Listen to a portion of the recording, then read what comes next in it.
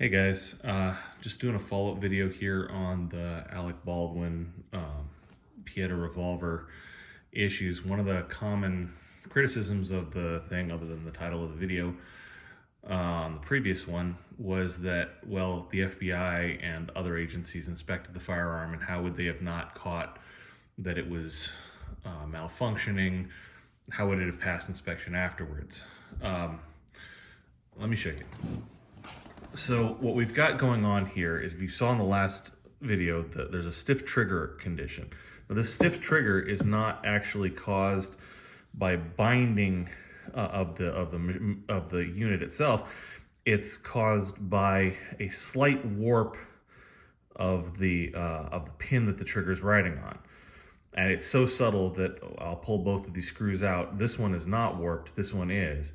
You would have a very, very difficult time telling them apart.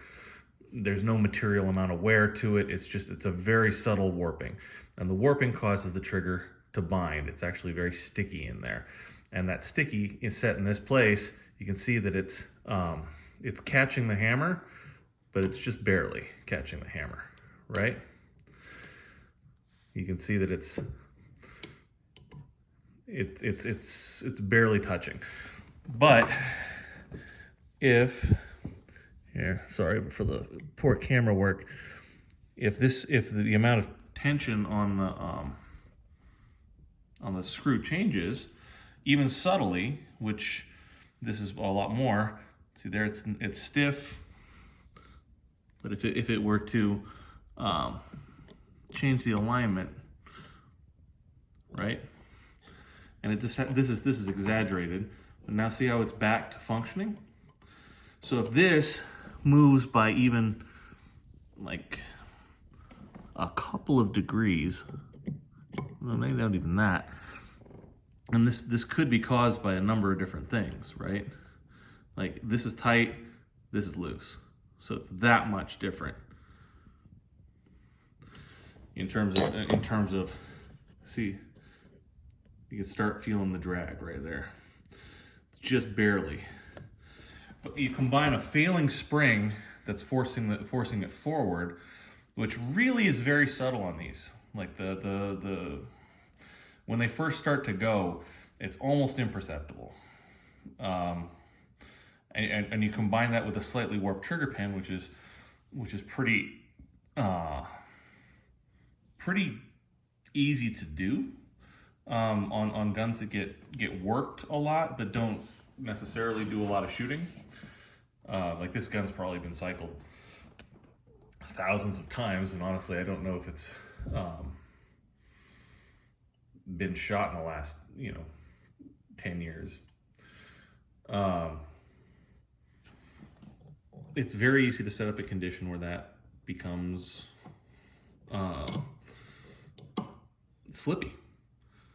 This is back to right on the edge of function. I wish there was a way to better illustrate the amount of drag that a bent screw. Let me pull the screws out here and show you the difference, and then we'll go from there. All right, looking at these pins, the one on the right is the one that's slightly warped. It's very, very difficult to tell. It may actually just be, it's just barely warped is what it is. It causes it to create a condition where it binds on the trigger. The other one is the pivot that's being used presently for the cylinder stop, and that's this one right here.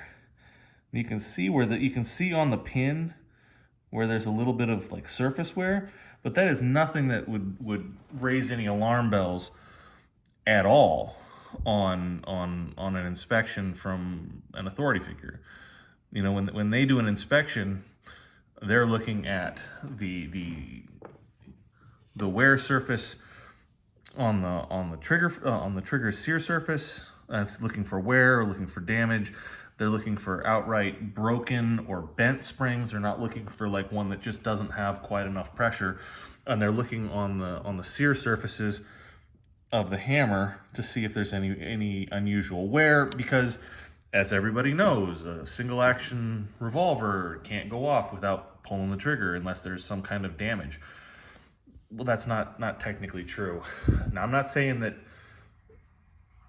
this precludes an intentional act. I'm simply saying that this gun from this generation of guns, this is the pre-2006 manufactured Italian revolver. When I say early ones, I'm not talking about the 70s ones. I'm talking about literally any of the ones that are, you know, before the current generation where they went to the hammer block.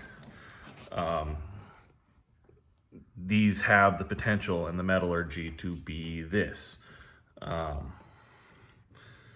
And honestly, shake these up and tell me, I mean, tell me which one from which angle is the warped one.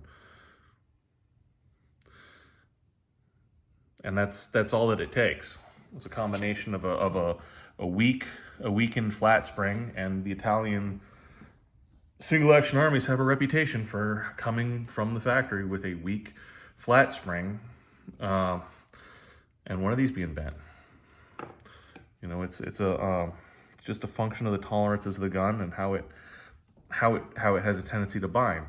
So if you were doing something like working the hammer back and forth and you know, cocking it, uncocking it, you know, playing with it, this it wouldn't be very hard for you to have that trigger walk, and it wouldn't need to be very much, you know, a tiny bit of it tightening up through any number of causes. It could be, and I don't want to speculate, but if that binds on this trigger at the moment that spring now is failing or weak, and sets a relationship between the spring and the drag on the trigger where this does not fully catch back,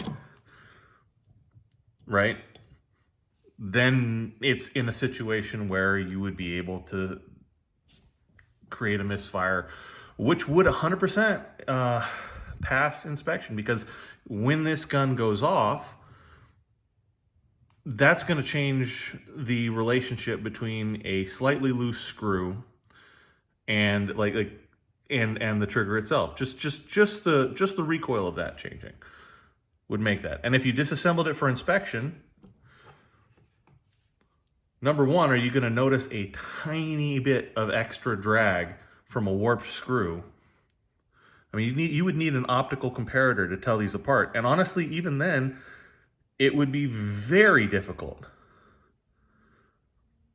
Very difficult. You know, that's just not something that, you know, anybody's going to be looking for on a single action army. So I'm not saying definitively that somebody didn't pull the trigger. I'm saying that on this gun, this specific gun, this family, this era of single action armies by the Italians, the conditions exist where you could have a hammer that comes back and is in a weak engagement, or you know, no engagement, like with the hammer, with the trigger. When it sticks, it doesn't go all the way forward. It's now just barely, either barely engaged with the hammer, which would be more likely, or no engagement at all, and you thumb it back and you drop it, expecting it to cock back, and it just doesn't. And as far as the FBI and the inspectors looking, I don't think that they would see that. I know I didn't at first. So, you know, when we say the metallurgy of the components, that's just one potential scenario for this to occur. So, anyway, hope that answers that question.